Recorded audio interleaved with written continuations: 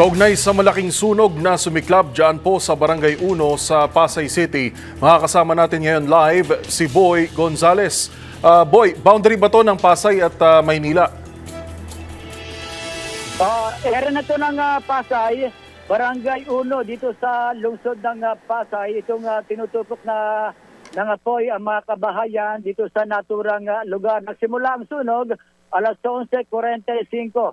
Kanina ng umaga, halos mag-isang oras na ngayon at ito ay itinaas na sa ikatlong alarma. Medyo malungkot dito sa pamilya na nakaburol na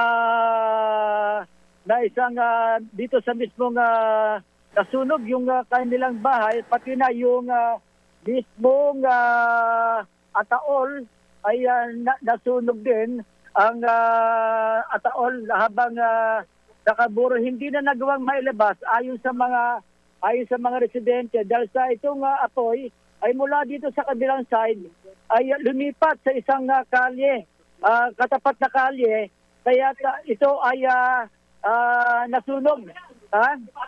Nasunog yung nasunog yung nakaburol, no?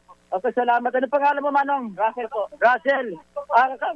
Nasunog yung nakaburol, lumipat sa katapat na nakabahayan, kaya nasunog din yung nakaburol. Lalaki po ba yung nakaburol? Po, Reynaldo po. Ano mo po yun? Kapitbahay nyo. Nasunog din yung atawal. Sa ngayon, nasa ikatlong alarma na. Yung iba mga bumbero, nakikita ko nasa umakyat sa isang building na malaki, nakatapat itong kabahayan dito at doon sila nagbobomba ng tubig. Kaya yung ibang bumbero dahil sa maliit makita dito kasadang ito ay anong street po ito? Anong street? Wiking. Opo. Street, tapos yung ibang bumbero umikot sa kabilang kalye at doon sila nagbobomba ng tubig. Yan yung update natin sa sunog na nagaganap ngayon dito sa Barangay 1, lungsod ng Pasay.